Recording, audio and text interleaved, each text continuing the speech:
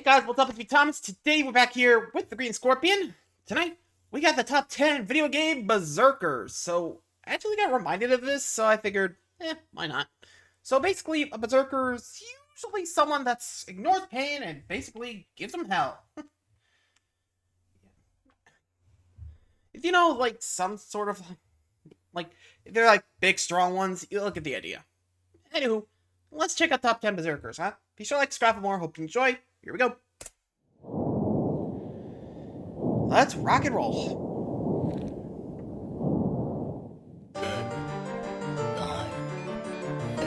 Not much, eh?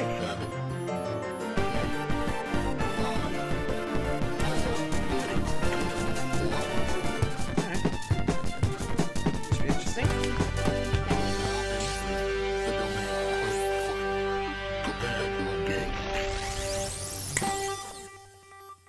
Here we go.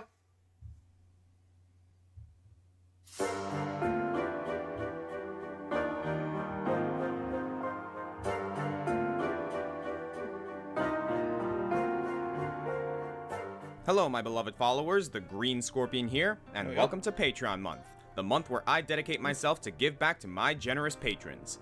I love running this channel, and even when life pulls me away from videos for a while, I'm always able to work my way back to doing what I love to do, thanks to your undying support. Ladies, gentlemen, I really can't thank you enough. And in return, I'm happy to tackle your requested topics, not just out of obligation, but because it takes me to some pretty interesting places. My least favorite Fire Emblem characters, my top 10 voice actors, and top 10 dragons were all patron requests, and I'm very proud of those lists. So to kick off 2018, we'll be running some requested 5-minute reflections, plus 5 all-new countdowns, starting with this submission from Eric Bergevald. Step, period. The berserker.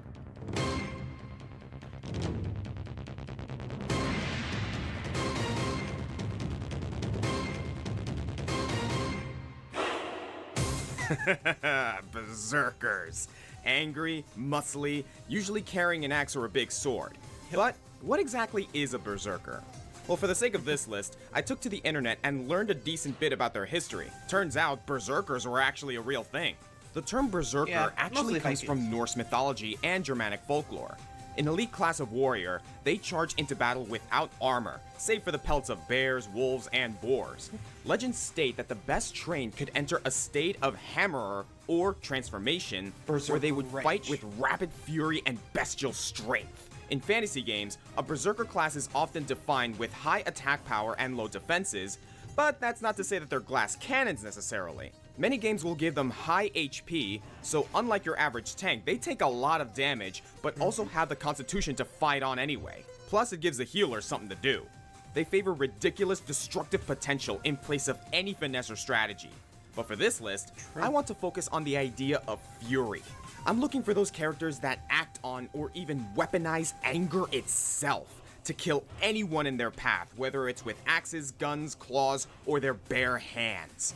Some will be based on personality, others on physical prowess, but all of them in unadulterated rage. These qualities can be difficult to rank, so you may disagree with the order of some of these choices. Feel free to discuss your favorites in the comments, but leave the rage for the battlefield. I'm the Green Scorpion, and this is the top 10 video game berserkers. Let's start things up. Number 10. I cannot believe how close this list was to rank. I had to kill off a ton of worthy candidates to narrow down my top 10, but one of them just refused to die. Tryndamere is a great example to start with. In some ways, he's your average human barbarian, running around shirtless and swinging a two-handed sword with one hand and zero finesse. Tryndamere hails from the Freljord, a northern region of Runeterra that spent centuries divided into several factions to the point where it wasn't even recognized as its own governing body. Tryndamere liked anarchy as much as the next brigand, but without any rulers to represent the Freljord, city-states like Demacia were encroaching on their land, skirmishes were taking their death tolls, and looming threats like the Ice Witch drove Tryndamere into action. Not only did he assert himself to lead most of the region's barbarian camps, he grew close with Ash the Frost Archer, and eventually the two got married and are now acknowledged by most of the world as King and Queen of the North. He claims it was just a political marriage, but I don't know, I still ship it. Can you ship a guy with his own wife? Politics aren't his strong suit anyway, he's a fighter. Unlike the majority of champions, Tryndamere has no mana to use his abilities, nor does he use energy like Lee Sin or the ninjas. Oh. Instead, he builds fury with every swing. And with his Bloodlust ability, not only can he deal more damage the more it's been dealt to him, he can also expend his fury to heal himself. That's not exactly tanky, but with Bloodlust and some good lifesteal items, his offense becomes his best defense, and he really excels at ganking. He can lower someone's attack power just by yelling at them, and if they have the gall to run away while he does it, they'll be slowed. Plus, he has a spin to win that boosts him ahead, nothing too fancy. You might be thinking that Olaf should have taken this spot instead. He is actually called the Berserker and leans more into the Norse inspiration, right down to his ability called Ragnarok. But the Barbarian King clinched this with his ultimate, Undying Rage. It's exactly what it sounds like. The dude gets so angry he cannot die. All attacks and spells bouncing off of him as if they were nothing. Really? It happens in every team fight. You think this guy is dead, and he's just not. He's your benchmark run-of-the-mill berserker, no bells and whistles. Unless you want the Demon Blade skin. I mean, it's not canon, but Riot liked it enough to use it in their short video, so I guess in a way, this is the real Tryndamere too. Seems like a good number 10 to me.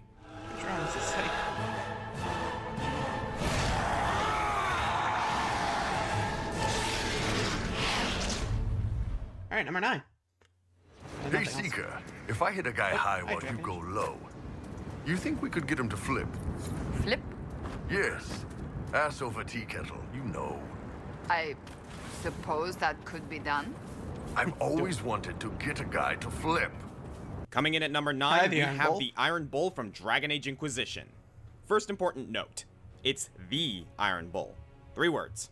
Second note, he's the best companion ever. Really? I will fight you over this. With his Really? 2-foot horns and rippling stony physique, the Iron Bull is a proud representative of the Qunari. Like the rest of his hardy race, he has a strong devotion to his religious order, the Qun. But unlike his kinsmen, he loves to indulge in drinks and sex after a good day of manslaughter, to the point where he was deemed too unstable to serve as a Qunari soldier. Instead, he was assigned to the Ben Hassrath. He's a spy, something he'll happily tell you the first time you meet him. The Qunari want him to keep an eye on you and your Inquisition, and he also runs his own mercenary band, but he'll still make the time to bash some skulls alongside you. Fair enough. While his stats may allow gets you a to fight. go for a tankier build, he doesn't have a lot of armor options. I'm not sure how he put it on anyway. The way to go with him is full-on two-handed warrior. With skills like Mighty Blow, Whirlwind, and Clear a Path, the Iron Bull charges through enemy lines, but you could always do that with Cassandra if you prefer. The Iron Bull's unique skill tree, however, is the Reaver Path, which gives him more damage output for damage taken, strong moves that sacrifices HP, and ways to heal when he gets a kill, culminating in the Dragon Rage move, which he learned from studying his favorite kind of prey. Damn. But that's not why I love him. Beneath this tough exterior is a surprisingly wise and caring man. His first rage not all only berserkers happened are because he mindless. wanted revenge Trust on a me. merchant who poisoned a school full of kids, after which he lost several of his best friends while hunting the guy down. He was so distraught he lost it, and took out an entire Talvashot stronghold. He fights for what's right, but he also has a profound appreciation for the fine art of dismemberment. Tearing bad guys limb from limb, chopping them in half, feeling the bones break as he crushes their skulls. It's enough to make a man quiver. He's a beast on the battlefield, but he knows to turn it off when the fight is done. He's a good friend, a laid-back conversationalist, and if you court him, an incredibly respectful boyfriend. Just get him some big skull for his birthday, he loves them. Oh, you guys. You got me. He's one of the nicest guys you'll ever meet, who just happens to really love killing people. Yeah, Gotta basically, wonder about anyone who never fights as piss much off as the we do Berserker, and doesn't have or in some this fun case, with it. the Iron Bolt. We have fought living men with loves and families, and all that they might have been is gone. Yeah, but they were assholes. Thank you. Someone gets it. They started it. There are plenty of ways to go TF2. berserk without a huge sword or battle axe, but is it possible to achieve that effect in a first-person shooter? Yeah, it is. Just take a look at this game. It's called Rage. Look at that. I was also thinking a lot about Brick from Borderlands, who can enter a rage state where he throws his guns down and starts punching skags to death. Damn. Or his follow-up, Salvador the Gunzerker. While they both have an activatable rage that you can use on occasion, I want a character who exudes anger, which can be hard to do in a first-person shooter. True. Developers usually make these games the way they are to let the player step into the role of the character, but how do you characterize them without even being able to see them? Funny enough, one of the earliest first-person shooter games ever made had a simple solution to this. Just put the guy's face down here. This is the Nameless Marine, or as the community has come to know him, Doom Guy. We don't know much about him, but take a look at those shifty eyes. He's having a good time. If you think you're playing Doom, you're pronouncing it wrong. Check the box. It's not Doom, it's Doom. Doom. Okay. Honestly, I thought it was Wolfenstein, but Doom Guy. Nice. Sent to infiltrate a portal into hell established on Mars, Doom Guy decided short sleeves were the way to go. Yeah, he'll put on some power armor occasionally, but his forearms are always naked to the elements of Mars hell. And they'll be fine. He wants those cyber demons to see just how strong and tough he is, while he pulls the trigger with the most manly arsenal ever assembled. The super shotgun, the chainsaw, and of course, the big f***ing gun 9000. Yeah. There's a kind of literally raw what it's called, intensity the to BFG. Doom that later shooters have Big ironed fucking out gun. with their hoity-toity strategy. Here, the monsters are rushing you. Make them dead. Doom 2 keeps the same spirit alive, while Doom 3... it goes for a more survival horror angle like System Shock. Darkness, audio logs. The game's not as bad as people say, but it definitely lost sight of how the original Doom felt. That's why in 2016, we got the revival of Doom called Just Doom, which spits in the face of all modern shooter conventions. There's no cover system, just kill them before they kill you. Pretty much. Master Chief can only hold 2 guns? I'll just carry them all. Reloading? No time for that. The game rewards this kind of crazed gameplay with the glory kills that also restore Doom Guy's health, meaning you want to get up close and personal because there's no automatic health regen. You won't catch Doom Guy camping with a sniper rifle. Well, except in the crappy multiplayer mode, but that's beside the point. The best part, Doom 2016 has an actual plot. But Doom Guy doesn't give a f***. Nope. He was sealed in a sarcophagus by the demons for being too much of a threat to hell. When have you ever heard of demons having to seal something someone away? That's usually something the good guys do. True. But they're scared pantsless of this guy. Well, he just woke up on an operating table and he's pissed. Yoink. That's enough plot for Doom Guy and enough plot for me. Yep. Man, testosterone's one hell of a drug. Yeah, true. Doom's one of those games that makes you feel like a man. Though less said about the movie, the better. I guess they took inspiration from Doom 3, which... Oops. You know how it goes.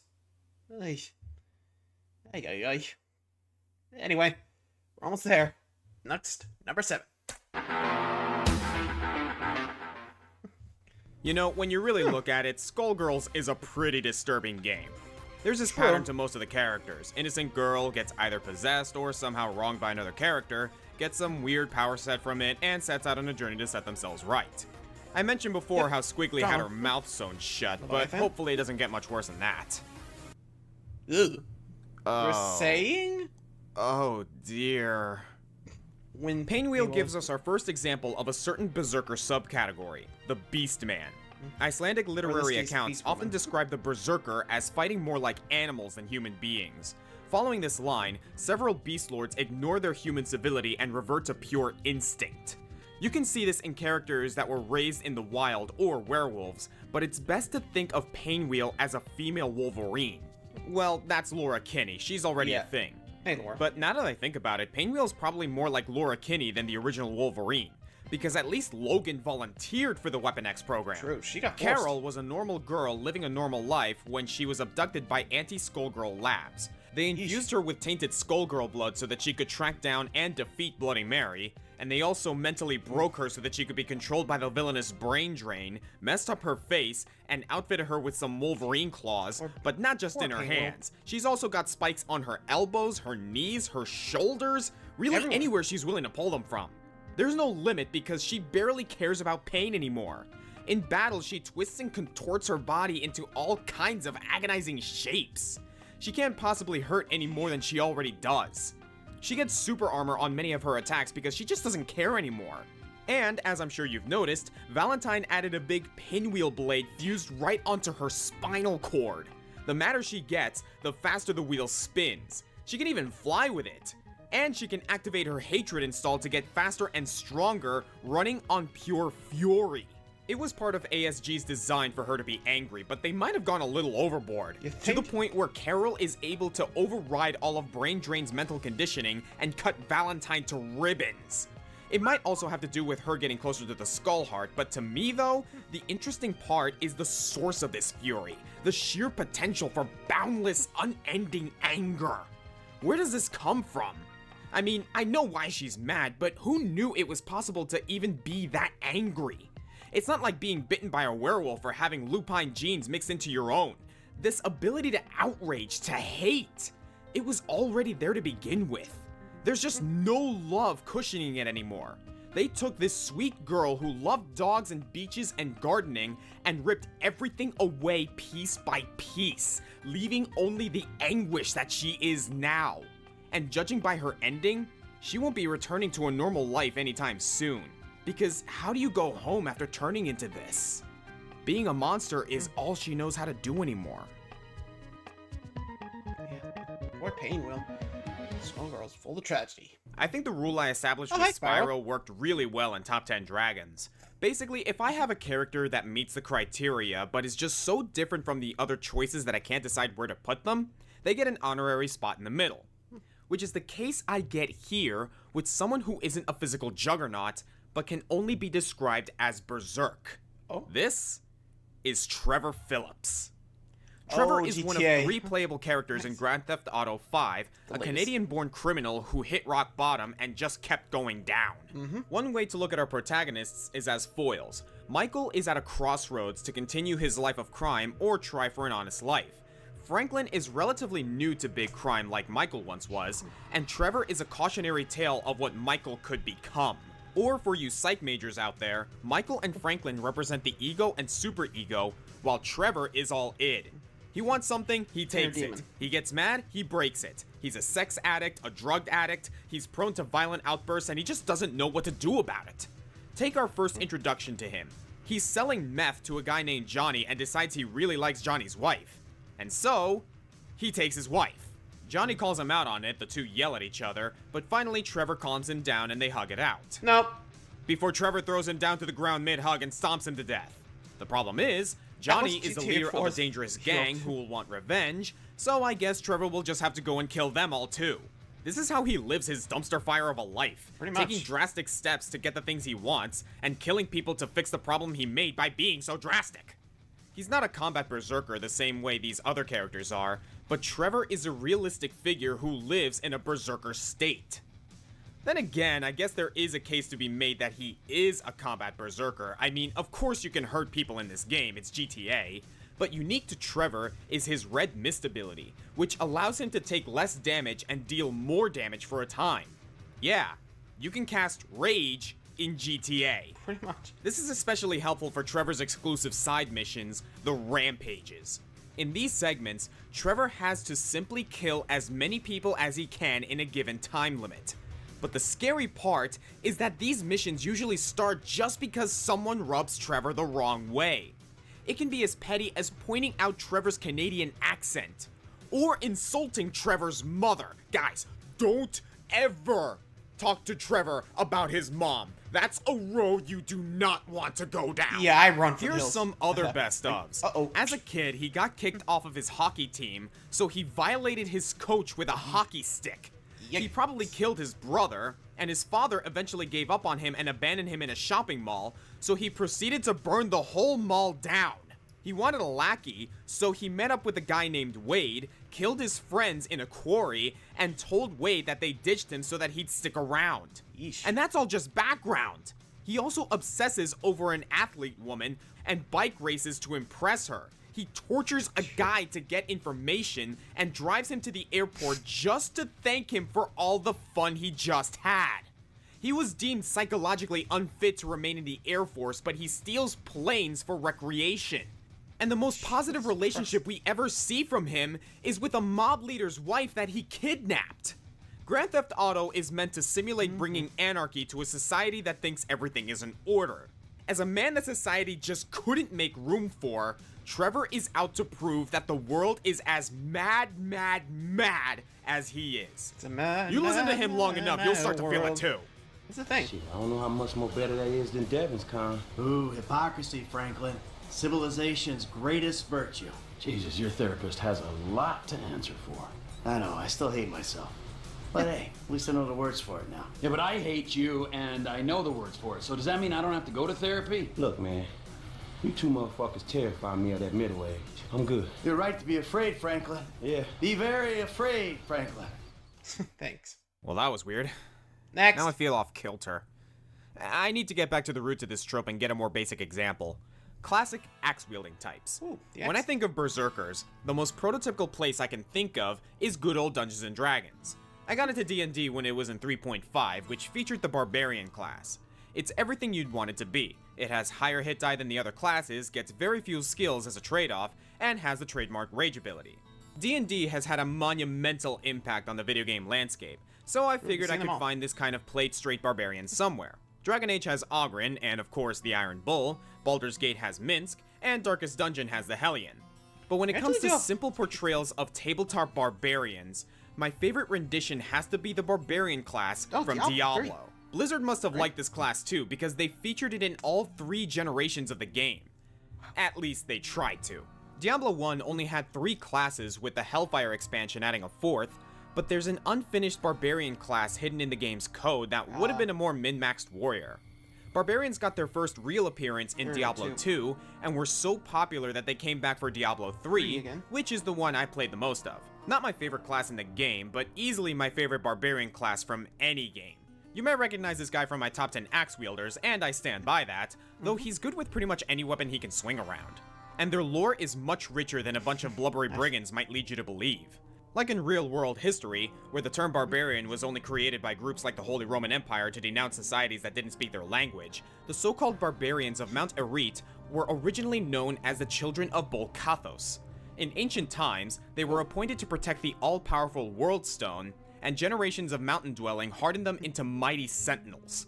Their test started when the demon Baal came for the World Stone, and while the children's defense was formidable, the angel Tyrell decided that the risk of Baal's victory was too great, and shattered both the World Stone and Mount Erete, leaving the barbarians forlorn without a home or purpose. That They sucks. scattered, some becoming criminals and cutthroats, but one barbarian, the Barbarian, found his way to the plot of Diablo 3 and decided to strive for a new victory that could reunite his people and pride. With a variety of melee skills, stuns, knockbacks, and multi-target cleaves, the Barbarian is your go-to frontline fighter. And like Tryndamere, he works on a fury mechanic, building it as he takes and deals damage and losing it any other time.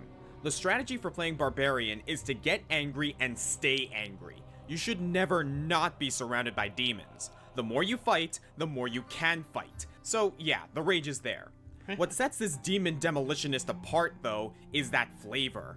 Look at some of the art here. The gray hair shows the barbarian is an elder, but his muscles show that he's endured through constant physical conditioning. And sure, it may seem like he's just being angry, but there's a mental and even spiritual component to this. The Diablo barbarian is almost monk-like. Much like how Norse Showing the age? berserkers Not surprised. observed a religion that informed their battle prowess, the children of on in that Bolkathos age. treated managing this anger as a discipline. And that gets back to my favorite aspect about Dungeons & Dragons. Barbarians aren't supposed to be stupid. You probably dumped intelligence when you made one, but they also encourage high wisdom and come with impressive will saves. See? They might not be good at basic math, but their minds are strong enough to endure magical illusions and resist fear or corruption. And I feel like Diablo gets that. I know it's a little weird putting a whole class on this list, but the canon usually creates a name for most of these characters so they can put them in Heroes of the Storm. Let's check. His name is... Sonya. That's Hi, not Sonya. Berserker. Now that I think about it, in Diablo you could make just about any class as male or female. So, okay, yeah. This Sonya it spot is. goes to Sonya as a representative of the Diablo trilogy. Earthquaking the ground, rage grappling into foes, shaking off stuns, and wielding a giant claymore in each hand. I'm okay with this. Thanks, Sonya. You do your class proud. True. Alright, number 4. Next up. I play a lot of fighting games, and when I do, I prefer the rushdown characters. Berserkers work really well for that, like Saberwolf and Killer Instinct, or as I mentioned before, Painwheel, Painwheel. But Street Fighter's never really done that, has it? The closest we got to a Saber Wolf was, I don't know, Blanca? For the first 4 generations of Street Fighter, someone like that would have been against the game's design philosophy. Street Fighter is a slower, more methodical game. Even when it went turbo, this game was always pretty footsie, with an emphasis on perfect positioning to get those chained hits. Even the story denounces giving into anger. Take Ryu and his struggle to maintain the Satsui no Hado, for example. Meanwhile, Akuma, who embraced that malevolent energy, decided this game was too passive and went to go be in Tekken instead. But before his return as an awesome DLC character, we got a new challenger in Street Fighter V who broke the mold with animalistic malice, Necalli. I hope my little introduction there explains just how out of place Necalli felt when he was first introduced, and his backstory, what little we know of it, is just jarring. Apparently he's some type of ancient force that's been dormant beneath the loam of South America.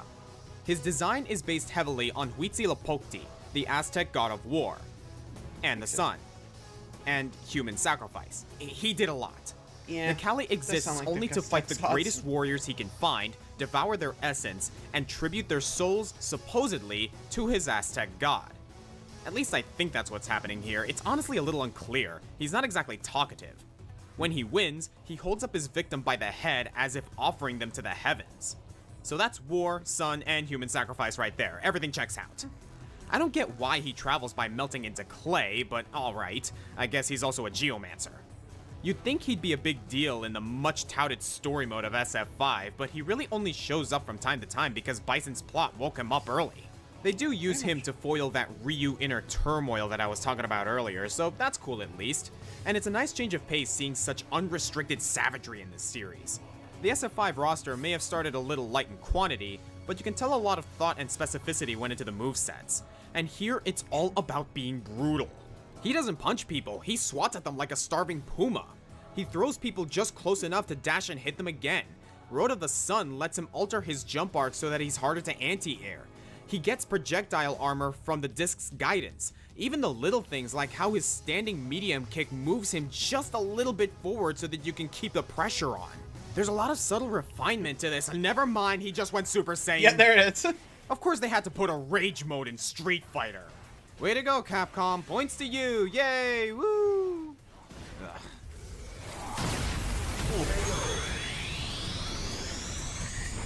Yeah, actually, we haven't seen much Necalli after this. Then again, I think that was this reception from Street Fighter V, but who knows, right? Made it either way he done his purpose, and he just went back to sleep. I don't know. Whew. Anyway, 3 to go, so let's wrap things up.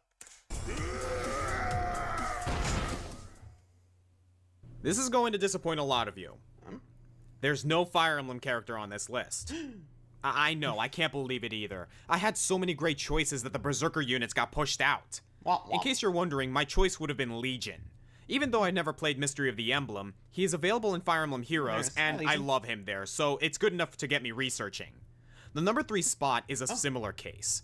I know a lot of people were expecting Velvet Crow from Tales of Berseria on this list. I mean, it's Tales of Berseria, the root word being Berserk. She's the titular Berserker and an excellent choice, but another Tales contender stole my heart. I've never played Tales of Destiny, but I've seen this cameo in Vesperia, so oh my god, here he is. Barbados Goetia. Barbados hits on all the obvious notes as soon as you see him. He's big, his axe is big, and his penchant for anger is enormous. But he's also an interesting comment on the Berserker trope, both in how he embodies and betrays the fundamentals of Norse heroism. Barbados just wants to be remembered. He wants to go down in history as the guy who fought bravely and saved the day. That was the whole Berserker ideal. The ones who die in battle go to Valhalla and are celebrated for their bravery. But while in battle, he fights with the heart of a lion and the brain of a Tyrannosaurus, his actions outside of battle are underhanded and downright cowardly. Hundreds of years before Tales of Destiny 2, Barbados fought in the Aether Wars for the sole purpose of fame. But he saw his country was losing, and that's not good for his track record, so he flipped sides and betrayed his homeland. And he really did try to die a warrior's death. He was dueling with a lieutenant when Major General Menard interrupted the battle, and Barbados was so pissed he rampaged after Menard and was tricked into running off a cliff.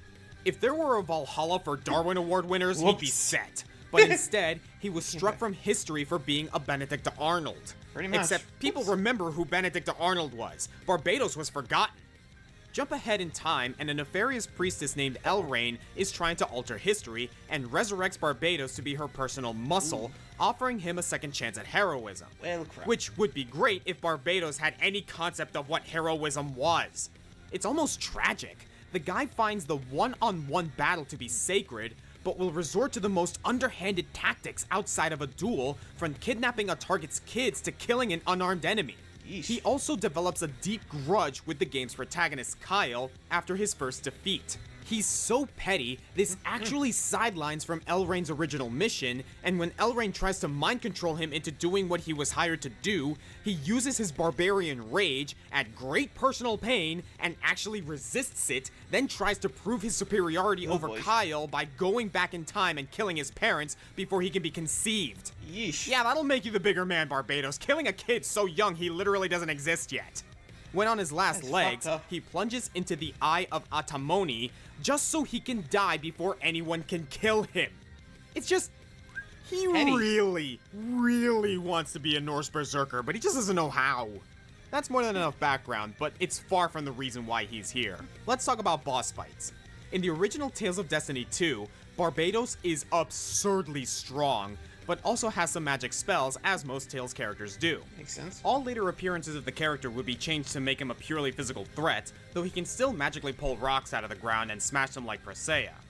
And again, sense. we see his famous hypocrisy.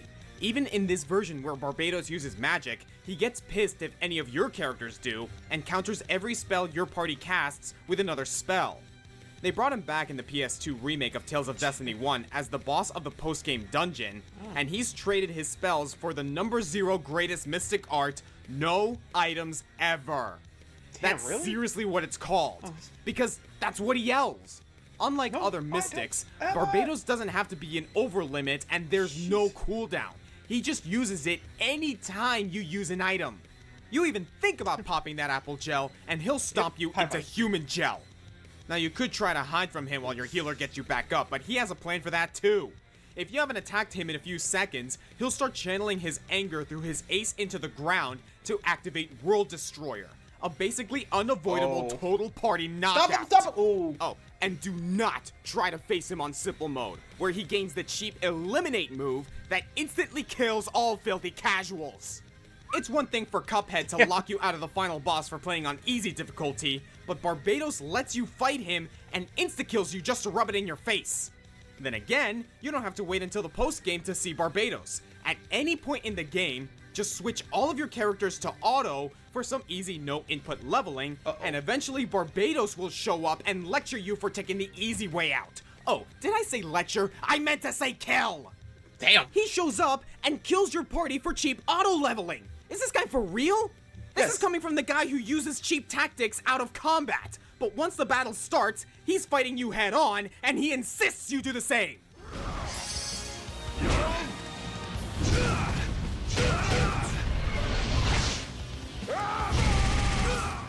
Yeah, he does. seem like a hypocrite. Norse. I've been talking a lot about Norse today. But let's not pretend that Norway has a monopoly on Berserker legend. I mean, we already talked a bit about the Aztecs, and keep in mind that one of our most influential stories of a man going into a violent rage comes from Greek mythology, the story of Hercules. Or Heracles, if you want to be that guy.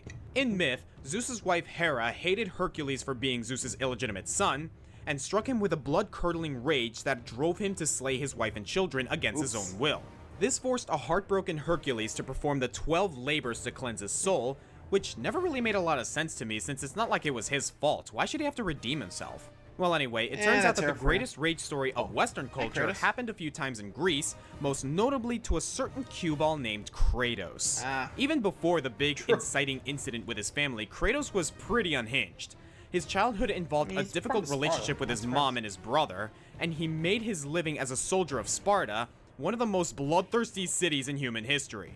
But specifically, Kratos was a champion of Ares, the Greek god of war, and during a battle for Greece against the barbarian king, Kratos was able to invoke his god and was gifted with the sacred blades of chaos, big swords on chains that come right out of his veins.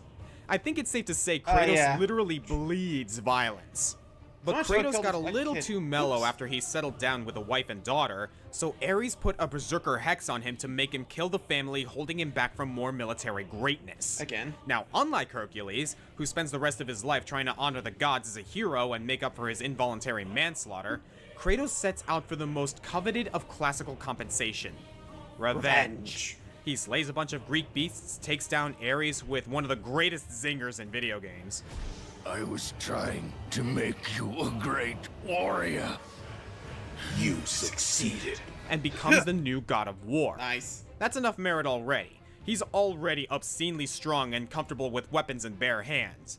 And he may look more like Quan Chi than an actual Spartan, but to quote the God of War director David Jaffe, Kratos may not totally feel at home in ancient Greece from a costume standpoint. I think he achieves the greater purpose, which is to give players a character who really does just let them go nuts and unleash the nasty fantasies that they have in their head. But the fun doesn't stop with Ares. When Zeus betrays Kratos, fearing his power has gotten too strong, Kratos turns his sights on the entire pantheon of Olympus. Never mind that these guys govern the elements and killing them might have serious repercussions on the planet. If it's not fair, dungeons, they started it. Kratos isn't interested. And it is brutal. Main combat in God of War consists of wildly swinging the chain blades, but finishers shift into extended quicktime events that show just how sadistic Kratos can be. Sure, Doomguy has some gruesome fatalities, but Kratos makes it personal. Cutting off Hermes' legs so he can squirm before he dies, gouging out Poseidon's eyes, smashing Theseus' his skull with the door he was trying to guard, and Prometheus, I mean, he was already hanging. He probably would have asphyxiated, but Kratos chooses to shoot him down so he can burn in his own fire. Holy Hera, man! True, Kratos is in a lot of pain, but that hardly justifies just how far he's gone to satiate his bloodlust. On multiple occasions, when given the choice between saving the world and punching Zeus, he chooses to punch Zeus. And he comes really close to ending all life as we know it. Ares did him wrong, but while Kratos' first murderous blitzkrieg was the result of divine intervention, he uses that to justify all of his savagery. All of the gods and pretty much everyone in Greece dead. Except for Aphrodite, Of course. because, well... And hey, it looks like in the new series he'll be trying to finally leave all of that in the past and do right by his new son. He does. With no more Olympians to regicide, this story will be concerning Norse mythology. Yep. Well, maybe in a year we can compare Kratos to the original Berserkers. Ragnarok's coming early this year. To be fair, again, they started it, so he finished it. I just left him alone. Whoops. Maybe we'll get to see Kratos trade blows with Thor or Odin or Baldur or have. whatever. But if he wants to see Rage at its purest form, he'll have to head to the sci-fi Buddhist Hindu-inspired here we go. world of Gaia Ashura. and contend with Asura's wrath. We actually did see him in a death battle recently, too. By the way, Kratos won. Spoiler for everybody. It's RB. But if you guys haven't seen that battle, go watch it. It's epic. You mad, bro? Because this was never even a contest. Asura had this list locked down from day one. There are some strong parallels between Asura and Kratos. Both are demigods, both love them so quicktime events, and both are motivated by revenge. In Asura's case, he used to be a member of the 8 Guardian Generals, a group of Gaia's deities who protected the world. But when he declined involvement in another demigod's plan for greater power, he was Basically framed for sacrificed his murder, daughter. his wife was killed, his daughter Mithra was kidnapped, and he was thrown into Naraka, which is basically Buddhist hell. Yep. Asura reincarnated 12,000 years later, and though his memories take some time to recalibrate at first, the millennia has done nothing to erode his grudge. One interesting difference is that Asura has the chance to rescue his daughter, while Kratos already has nothing to lose. But as Asura says, being angry is just about the only thing he's good at. He's a seasoned warrior, but parenting Mithra is always difficult for him, since all he really knows to do is punch things that make her cry. This human element of the character is actually addressed. But the other main difference is how rage works in this universe. Kratos is in line with Trevor or Doomguy, where chronic anger drives them but has no tangible power outside of characterization. With characters like Sasha and Tryndamere, and indeed Asura, rage is an actual resource, but not just as a game mechanic, but as a More rage he source has, of actual more- power. Each of the deities has a mantra affinity from which they draw power from, such as melancholy, lust, or vanity. Asura's affinity is wrath. And it turns out that this is the best one, because while other gods supplement their power reserves with the praise of the people, or just harvest thousands of human souls and convert them into mantra, Asura systematically destroys them single-handedly. Wait, did I say single-handedly? Because he has a variable amount of arms, but I'll get to that. Asura detests the use of innocent humans, and doesn't even like being worshipped himself. Even a thank you from the people he just saved makes him uneasy. So when he parries a blow from Wizen, who's the size of Jupiter, mind you, that's Try all to crush him with Berserker a energy. giant finger. Most of the deities have a transformed state they activate when they have to do battle, but not only is Asura in his battle form about 90% of the time, he keeps reaching new, more ridiculous forms just because he has so many feelings. As Vajra Asura, he is ultra strong and can throw energy punches like an AK-47. Get him a little madder, and he'll form 4 more energy-constructed arms for even more mad punching. Then there's Berserk Asura, notably the only one where he actually has zero control over his choices. Like the Incredible Hulk, his power, proportional to his rage, is theoretically infinite, though it does do damage to his body over time. His Berserk mode eventually peters out into Wrath Asura, where he's now hurting himself more with each punch than his enemies, but that's never an excuse for him to stop. Other times, the backfire will cause him to lose arms, but he'll still Monty Python his way to victory. Basically headbutt. He reaches his ultimate form when Mithra grants him the moral support to become Mantra Asura. But then, that isn't even his true form, because he gets the Mantra reactor installed into his body that lets him actually regulate the power without spontaneously combusting. And then, he still has another form called Asura the Destructor, which you'd think would be the ultimate annihilation. And yeah, he can now punch planets and stars into smithereens. But he first uses it to block a blast and protect the planet. He attacks, but he also protects. This is why I like Asura more than Kratos, besides the obvious change in scale. I mean, this is basically anime the game. Kratos and Asura's stories even have similar endings. The hero brings an end to the gods and leaves hope for mankind to govern themselves. But where in God of War, Kratos kind of decides at the last minute to help humanity now that he's screwed up the planet. But Asura always disliked the superiority of the gods, and always wanted what was best for the people. Where Kratos sacrifices Pandora, who's become a surrogate daughter to him, just so he can finish Zeus, Asura kills Chakravartin at the expense of himself in spite of his daughter's protests to save her and everyone else. Kratos was willing to go through everyone and anyone to kill Ares and Zeus, and to hell with the consequences.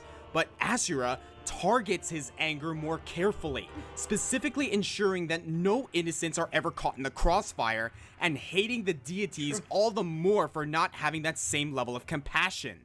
Think back to those Nordic berserkers. They used anger to fight, yes, but they had something to fight for: their country, their kin, their people.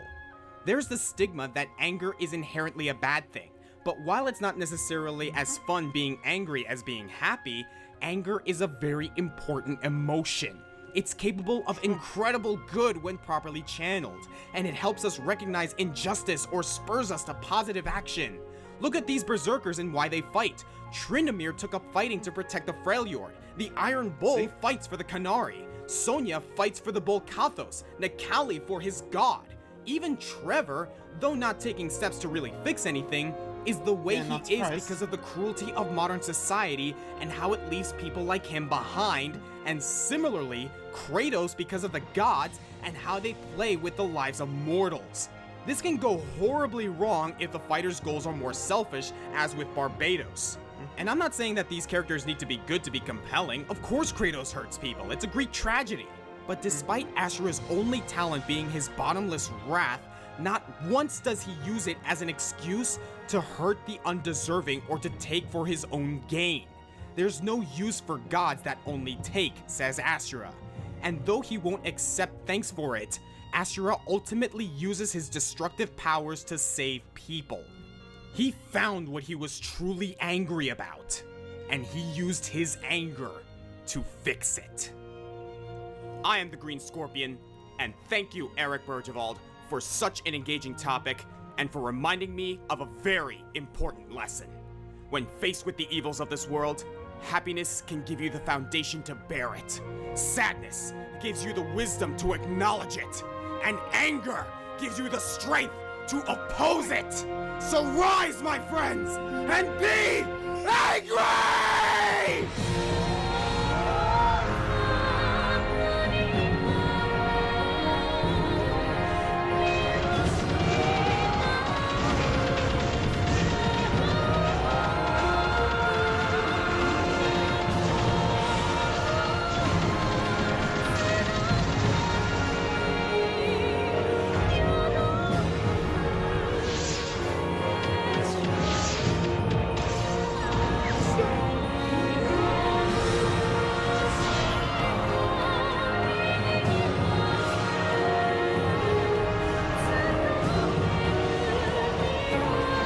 See you, Liza.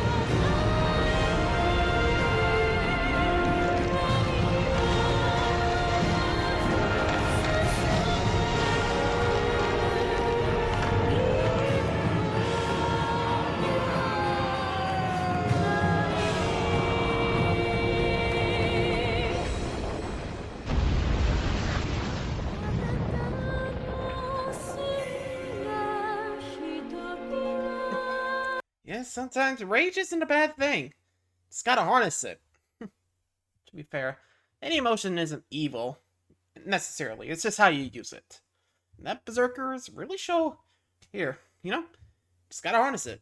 Kratos didn't, and well, you saw what happened to Greece. I mean, he did learn to channel it better with, Norse, so. Anywho, thanks for watching. See ya.